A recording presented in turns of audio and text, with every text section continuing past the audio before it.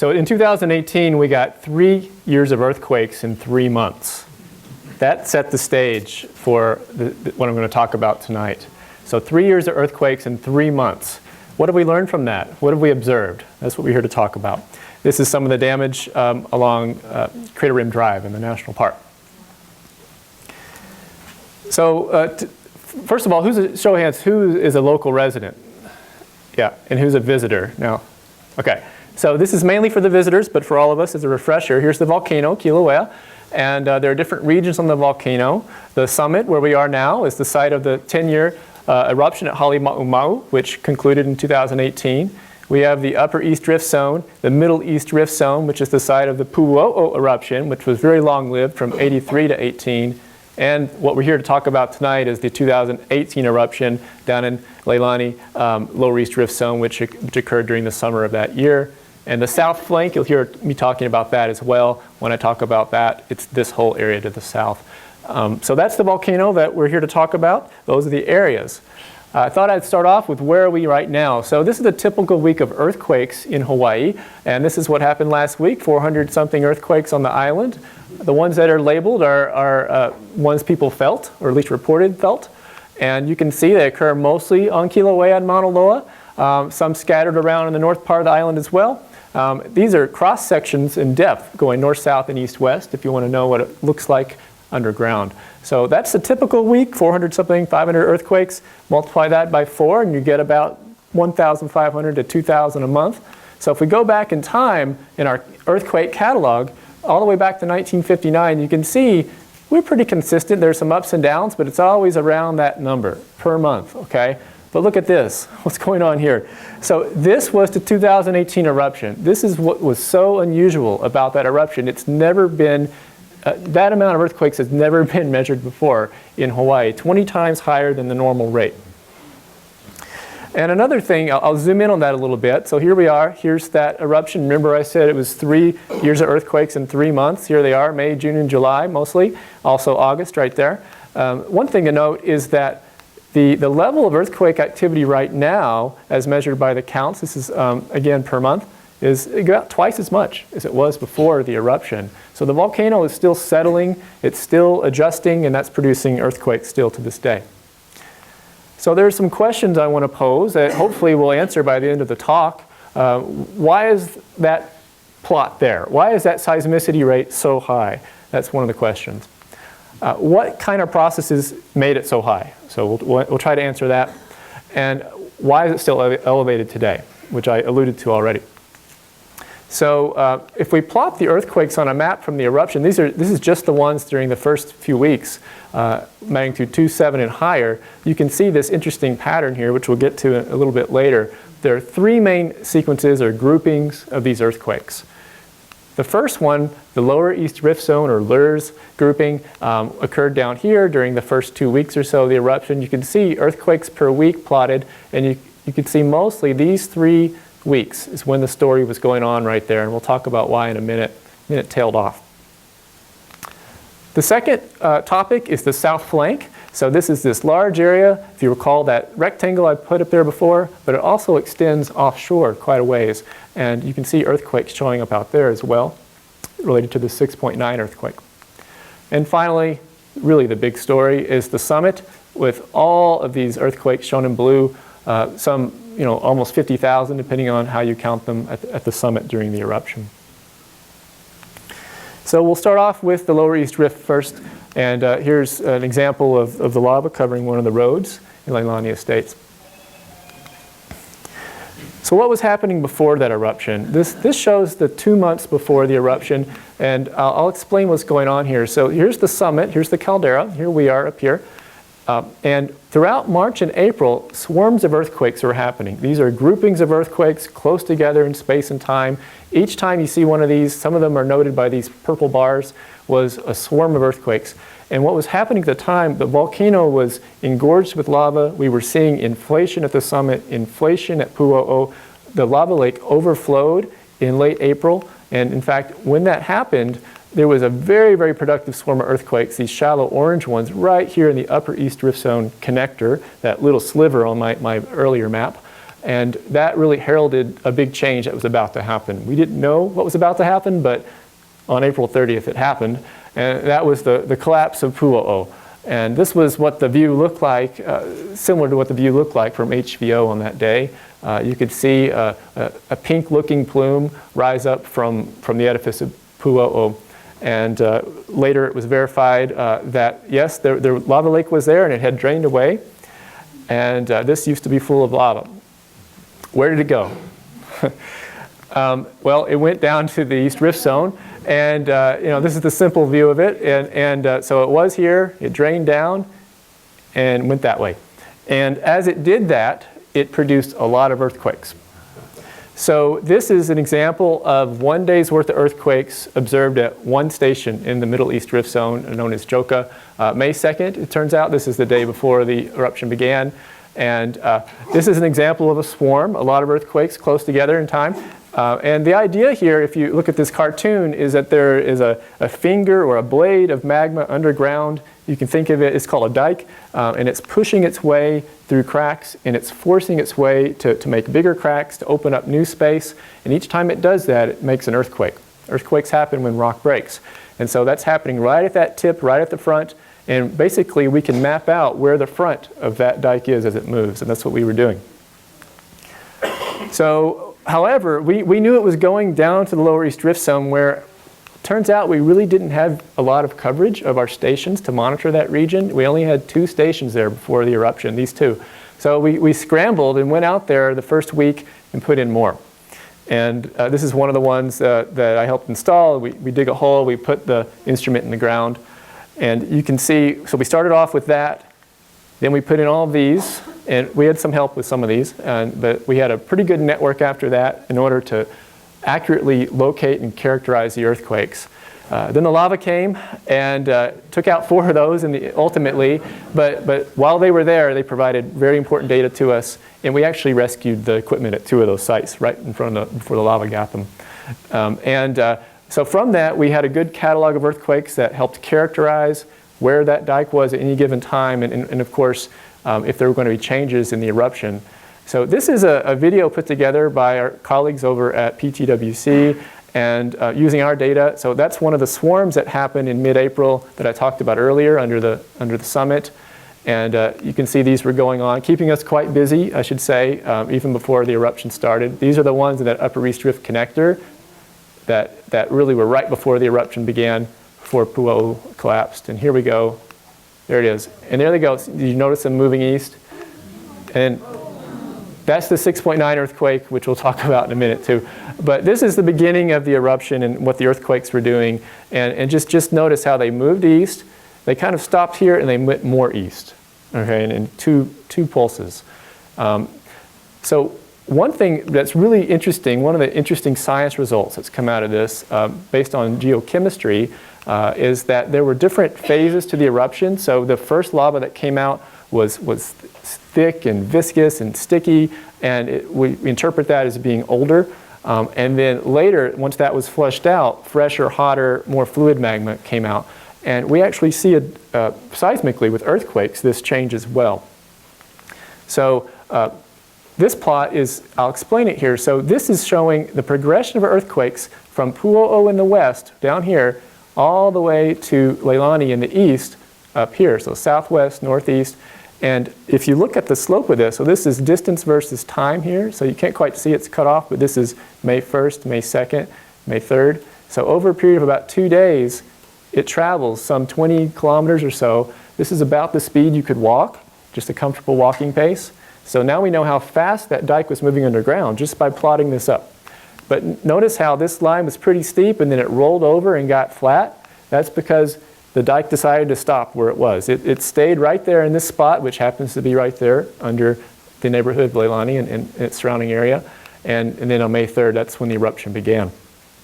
So this is one of the tools or piece of information the tool of seismology helped us learn. And even we saw a little bit of the shallowing of earthquakes right before the eruption, where they started off a little bit deeper, they get a little bit shallower as it came to the surface. The next part of that for about, I'm sorry that this is cut off, this is from May 4th to May 9th here in this part. no movement in terms of east or west movement. The earthquakes just stayed where they were. They were happy to be right there. They were parked there. All the early fissures were opening up. But notice this. So right there on May 10th, it pushed its way eastward more. This was that next phase of the eruption beginning.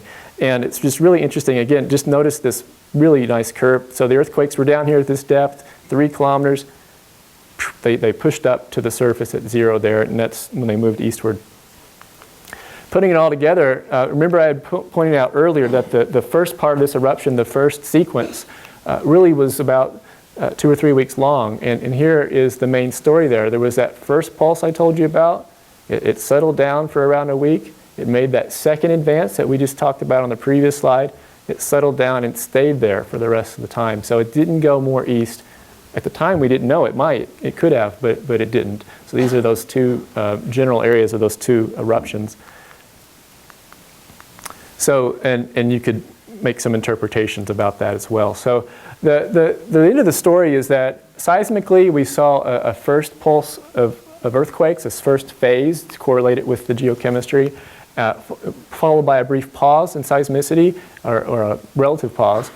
The second phase came up next. This is when it pushed eastward more and the magma eventually got hotter. Fissure 8 took over toward the end of this, and the rest is history. Now, one thing that's really interesting is right about May 18th, the seismicity rate drops off. That's about the time that Fissure 8 is going to take over. The path has been cut, is the interpretation. The conduit is open. The rocks don't need to be broken anymore, so the earthquakes die down. But the tremor doesn't die down. So if you recall this cartoon from earlier, at the front of that dike was where the earthquakes are happening, but behind it, in the conduit, the magma is resonating and sloshing around, and this creates this tremor phenomenon, which is a lower frequency kind of hum that occurs, which we can also track. Here's a map showing tremor. And one of the science results from that, which Patrick talked about here a couple of weeks ago, was we could correlate that tremor to changes in the lava coming out of Fissure 8, the lava level, as well as the lava effusion rate, how fast it moves. Also the temperature has been correlated with it. So each time look at this plot, each time this goes up and down, the lava level goes up and down. So they match pretty well. That's one of the interesting results from that. So that was the first sequence of the eruption, and kept us very busy for the first half to the first 2/3 of May. And right in the middle of that was the magnitude 6.9 earthquake on May 4th. Who felt that in this room? Okay, I don't have to tell you about it then. So this was the shaking pattern, the shake map from that earthquake right here. This is another view of that same information, the shake map. So you can see it was most intense down in the Kalapana area, lower Puna, and less so the more up the chain you go, up the island. And so the earthquake occurred here. You saw this earlier where those aftershocks made this circular pattern offshore. And the interpretation of that is that this fault area, this really low angle, almost horizontal fault between the oceanic plate below and the volcanic material above, is what was ruptured, and basically this whole thing was immobile, producing earthquakes, and still is to a certain degree today. And we know that the earthquake occurred here on this part of the fault versus, say, up here where the fault is steeper, because with our seismic data, we can look at the way the seismic waves radiate out, and we can tell that it was a very low angle, almost horizontal fault from that information. That's what this shows. We call those beach balls because they look like beach balls. But that's one of the reasons we know this occurred along that fault, which the biggest earthquakes in Hawaii all occur along this fault. So why did this happen? Why did this happen? Well, the eruption, in short, is why it happened. So when the magma was withdrawn from the upper part of the East Rift Zone and the middle part, it went to the lower East Rift Zone, as we talked about. And when it did that, it had to wedge its way in. And when it forced its way in, it put sideways pressure on the rock. Okay? And what this is showing is a net loss of material here in the Middle East Rift Zone and a net gain of material down the lower East Rift Zone from one of the models that's come out of this. Another view of that, a sideways view, if you could just slice into the volcano, as that magma was going in, it was pushing sideways, and that pushed the whole south flank to the south. It might have been ready to go anyway, but this was the push it needed to get started. And it moved along that almost horizontal fault down there.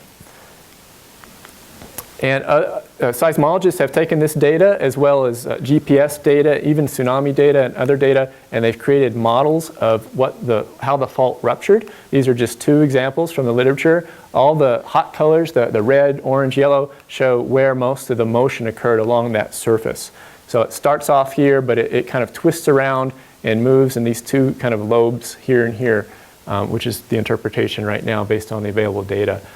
Some seismologists are arguing about the magnitude, by the way. We still think 6.9 is the best representation, but some people taking in other data think it's 7.2.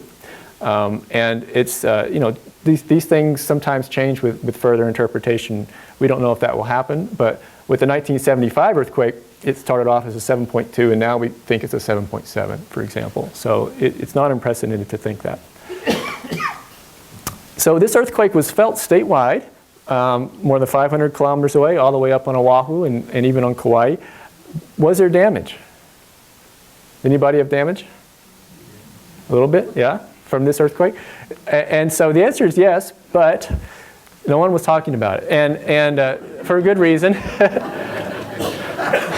So this was happening. Actually, this part, fissure rate hadn't happened yet, but there was an eruption going on. People were evacuating their homes at this time. It was a very high-intensity crisis going on. This is one of the news articles about the earthquake, mentioning a power outage, mentioning some of its effects. And I thought I'd share a couple of photos of its effects that I was able to find. For example, this rock slide or landslide happened off Chain of Craters Road, near the end of the road. So that happened.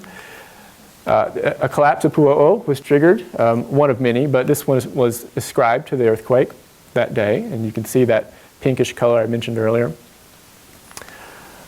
These cracks in Leilani were reported by the residents as being due to the earthquake. So these were supposedly opened up at the time of the earthquake, which is pretty interesting as well.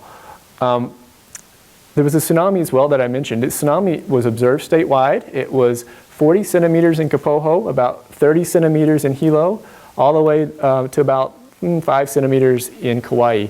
And this is an example of some of those stations, and here's the radiation pattern for it. And I thought I'd play this for a minute. This is in Hilo. Yeah, I felt the shake. I was driving in my car. I felt like 3 earthquakes.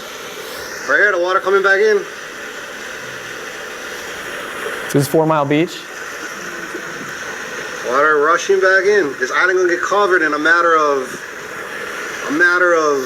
maybe like 1 minute now. Look at this water, you hear them. I don't know if it's a tsunami. I think it's just aftershocks. I'll stop it there, aftershocks. But if you watch the whole video, you see that island get covered and then exposed again over a period of 5 minutes or so. It's pretty interesting. So 30 centimeters, about a foot or so, going up and down. So the aftershocks were very plentiful and are continuing to this day to a certain degree. And you can see just by eye, these are all the larger ones, magnitude 2.7 and higher, that occurred during the first month or two after the earthquake.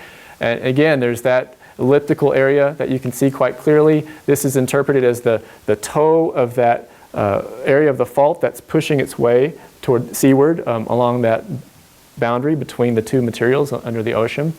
And let's see, what else can we say about it? It spans about 435 miles. Now, one of the other models of slip is shown here, which also agrees roughly with where the earthquakes occurred. So we think there was about 5 meters of movement of the flank of the volcano just during the earthquake alone.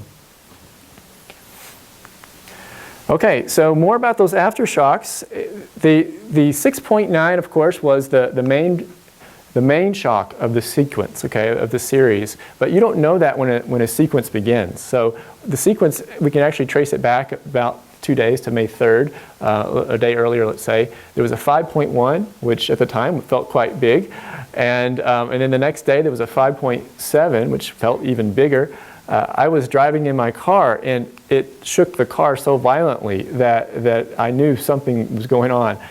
Janet was with me, actually. We were about to go fly in the helicopter to go check out Puʻu, which had just collapsed. and I said, I'm going back to analyze this. I better go check this out. and then an hour later, the 6.9 happened. And so it became the main shock. That was relegated to be a foreshock. And then a number of other ones happened after in the magnitude 4 range. So, and this orange line, by the way, this curved pattern is a telltale pattern of aftershock decay. It shows how the energy is trying to equilibrate, trying to spread out and go back to normal over time. And seismologists can use that information to help forecast when other aftershocks might happen. And speaking of which, some USGS seismologists have used the magnitude 6.9 earthquake and its aftershocks as well as historical earthquakes to calibrate a new product that will be coming out very soon called the Aftershock Forecast product. It's already in use around other regions of the country. It was very helpful during the Alaska earthquake that happened a couple of years ago, for example. So this shows just how well their model fits the data. That's what this is showing, and it's a pretty good fit. So stay tuned for that. And this is just the summary of that sequence. So you had the 6.9, the decay down, just kind of a nice decay down. And then, but remember, I told you that the activity is elevated now compared to what it was before. See how before we were getting maybe 100 earthquakes per week, and now we're getting about 200 earthquakes per week. And that's because that south flank of the volcano is still very mobile compared to what it was before. It's still wanting to slide, it's still settling, and it's producing more earthquakes than it would otherwise. Okay, so now into the third sequence of the eruption, the summit. And this is an example of one of the ash plumes that came out in the early part of May. Here's the Jagger overlook, and very impressive series of events that went on there. And here's a time lapse. You may have seen this, but it never gets old. It's one image per day.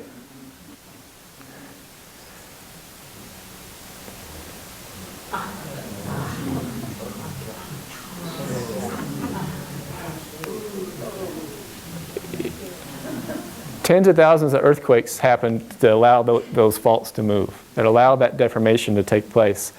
And it's just remarkable. So here was the caldera before. Okay, nice circular crater. There's the parking lot. And here it is after. So it's enlarged quite a bit. There are different areas. There's different downdropped areas. There's a pit. Now there's water in this pit, right? We've heard about that at a different talk. And the parking lot has fallen in, as well as part of the road. So what were the earthquakes doing? So if you recall from the earlier slide, there were a lot of earthquakes in the summit, some 40, 50,000 at least, measured during the event. And these were characterized by a cycle. So basically here, this is showing earthquakes per hour. So earthquakes per hour picked up in the magnitude 6.9, it settled down for a little while, and then starting on May 17th, one of these plumes happened. And with that was this blip on the tilt record where it kind of raised up and then dropped back down. And we didn't know exactly what it was at the time. We knew it was some kind of explosion. And this happened again and again and again. But one interesting thing happened is at first they were kind of small in terms of energy release and in terms of numbers of earthquakes, relatively speaking, to what happened later. And then things really started to pick up. And so there's a story to this that we've tried to tease out in the year and a half that's happened since then. But this cycle happened 62 times, and it peaked at about, what's this say, 150 earthquakes an hour. That's 5,000 a day or so. I know most of you felt them up here. and you probably are glad they're over. And also, quite surprising, it stopped very abruptly. So the 63rd cycle was partway through, and it stopped before the collapse happened. So for some reason, that last one didn't happen, but we interpret these as stepwise collapses as the magma is draining away. The caldera just slowly falls, slowly in between, and then abruptly falls during the collapse. Okay, so this is what that is showing, is basically if a collapse just happened, it's happy, it's resting on the magma below, there's no gap there, and everything's good. So this is showing the earthquake rate being low. And over time, though, the magma is draining away. It's like pulling the plug on the bathtub, and now that floor of this part of the caldera is no longer supported.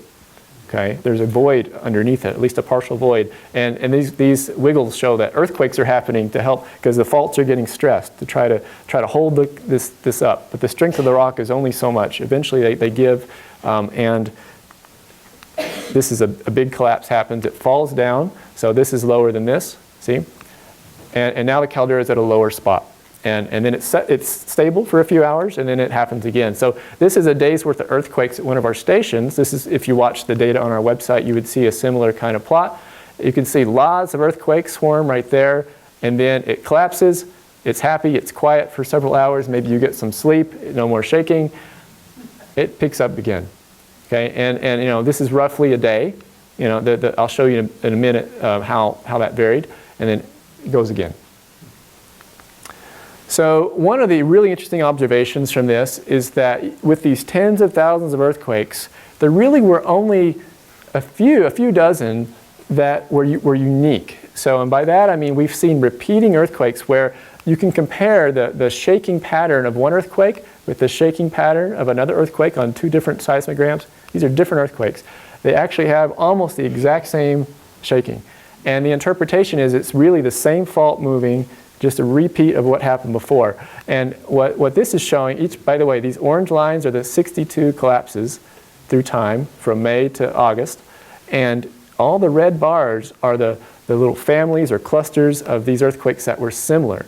So there was a family that started here. It picked up for a while, it went off, it started again, it went off, and it went for, you know, for several days, maybe a week, before this other one took over, and this other one. And so you can see some of these last a week, some of these last a month, and but they don't last forever.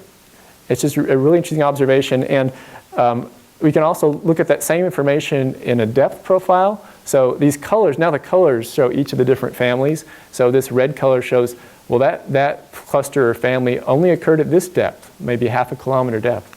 This purple one was right at 1 kilometer depth. So these are those repeating earthquakes, and they're repeating because it's the same fault structure failing the same way over and over again until the geometry of the crater changes so much that can't happen anymore.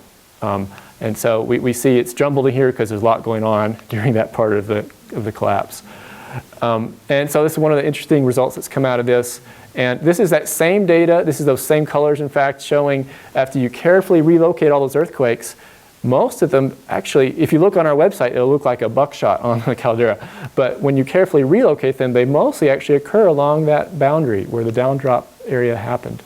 And this is, by the way, this little animation is showing with time how they bounced around different areas of the caldera. So you know, earlier on they were in the west, later they were in the east, is roughly what we see. And so the interpretation there again is that this piston or this block, once it was formed, it kind of slipped some in the west, and then it wiggled and slipped more in the east, and then eventually slipped even more in the east. And that's, I have a cartoon in a minute that'll show that. Now, when every collapse happened, you guys may know that they didn't feel like normal earthquakes, right? They felt like you were on a ship, like you were kind of rocking like this. Anybody remember that? Yeah? Well, I was at a Cooper Center once and that happened, and everyone cheered. They thought it was really fun, I guess. And better there than in the park where it was stronger. So what this is showing is during this, by the way, each one of these lines is one of those 62 collapse events. So this is May, this is August, okay? And I've put a square around these because don't these look a little different than those? So those first ones were really, really long period, as we say. They didn't have much of the jolt or the high frequency shaking, right? In fact, some people couldn't even feel them.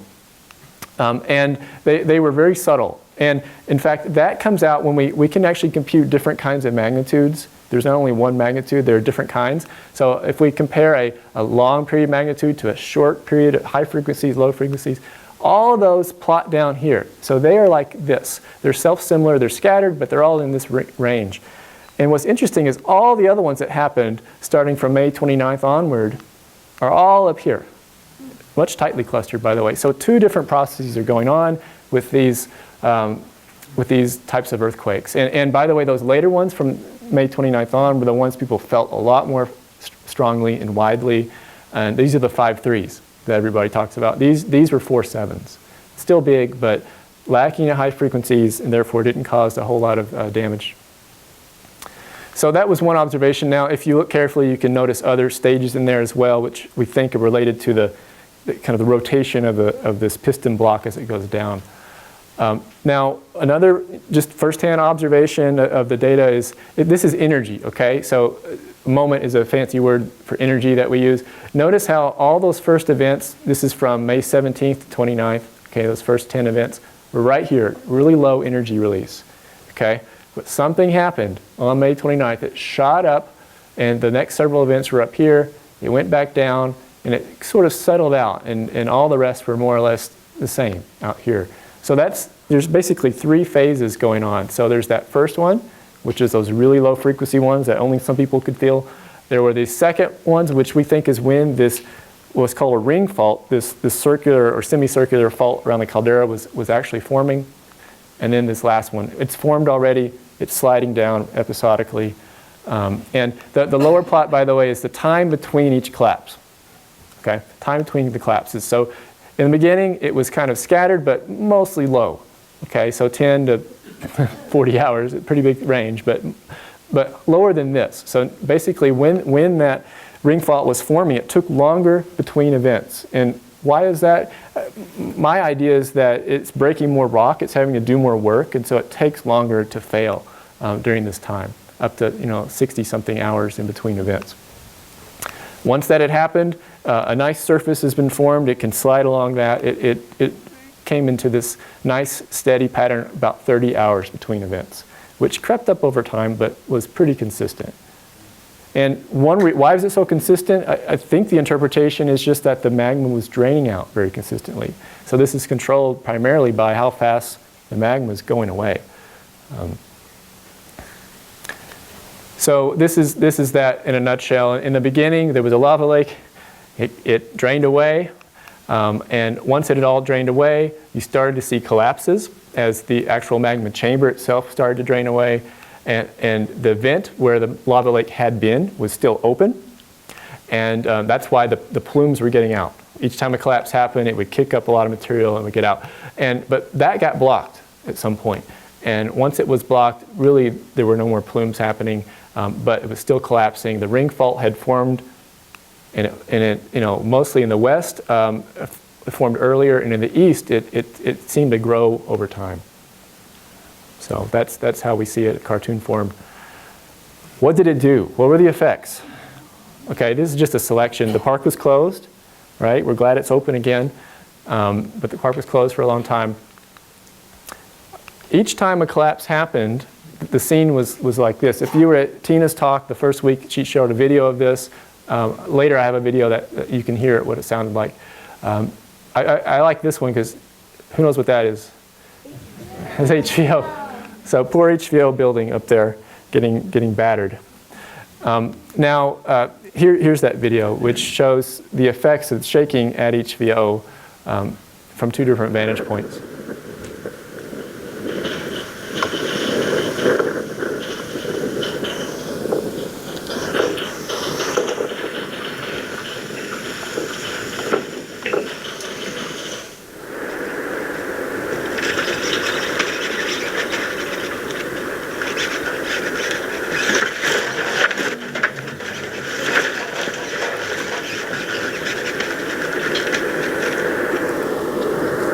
Now listen, that's not wind. See the dust? So it's rising. The dust would just fill the scene, and it would take a while to settle out. So every 30 hours or so that would happen. Cars would bounce. Cars in that parking lot there, they would bounce at several inches. So obviously it created cracks, it created damage. This is what the sign looks like today. And inside it knocked things over. There's some bookcases and some more. You can guess whose offices these are if you want. It caused damage to some trails, many trails. This is just one with lesser damage actually. But thankfully many of the trails have reopened now. Buckling in the road from minor buckling like this. It shows that there was compression here to major buckling like this. And this is a down drop of 20 feet maybe, and taller than you, taller than a car, certainly not drivable. And this is what the scene is like all around the west side of Crater Rim Drive right now. Sinkholes.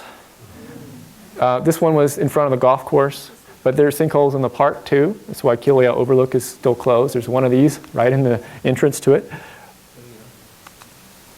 And of course, what was it doing? All that work it was doing was creating this. All these steps going down. This is where the lake is today. The parking lot used to be, I think, somewhere here. But it's just remarkable how much it changed and how many earthquakes it took to allow that change.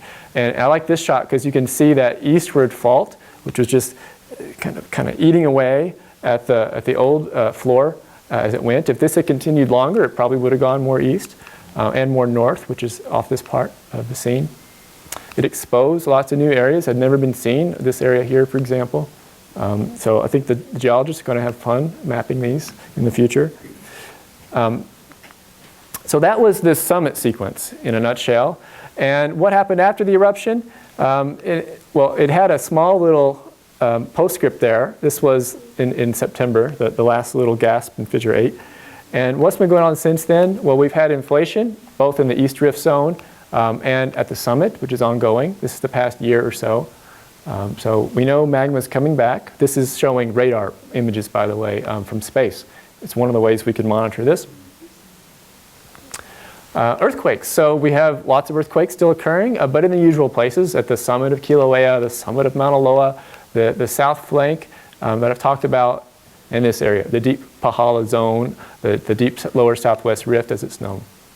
I show this plot down here. This is showing the last week of the eruption when some 2,500 earthquakes happened compared to now. So all the variation we've had in the year and a half since then has been pretty consistent compared to then. So steady as she goes is what's happening now. The volcano is adjusting to its new normal, but it's not changing very rapidly necessarily. It's reached a new normal for now.